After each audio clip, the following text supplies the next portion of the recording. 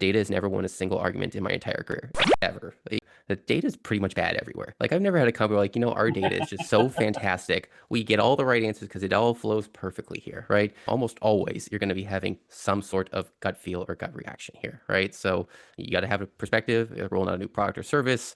This is where, hey, you're an important person. You're line between finance, HR, sales ops, rev ops. What's your perspective? How can you add to the conversation on that front, right? Maybe you had to just chat with legal, and now there's going to be a legal hurdle because you're selling into a new country that has some sort of restrictions. Tariffs might actually be a nice kind of trending one right now. Or it could be, hey, we're rolling out this new product. It's kind of an add-on to kind of our core product here.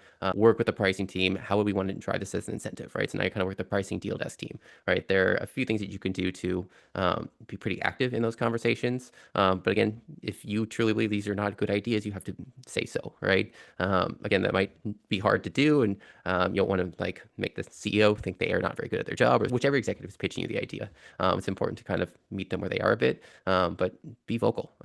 Tell them this is not good and here's why, right? Here's my data, which may not be very good, but this would show this is not a good idea. Does anybody else have any better data, right? So data is good to have, but no matter how good it is or how bad it is, a lot of decisions are made emotionally. A lot vibes seems to be the term these days, but if you have some data, it helps. But knowing how to communicate who the person making the request is, where they sit, what are their goals for their department or their team, being able to kind of meet them in the middle and just hash things out.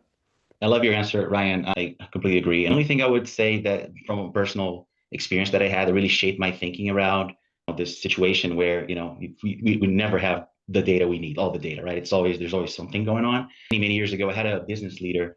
The situation was our team was like essentially saying, we can't do it because we don't have the data and we just can't do it. And I remember him telling me, look, I can't run a business because of data. Like that's not the main thing. I need to run a business here. Like, so how do we figure this out? And he was right.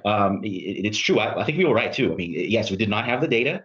I think the approach, however, should have been different. It's more about, okay, so what can we do with what we have, and how do we get better at this? So our business leader can run the business, and we have the right insights to provide.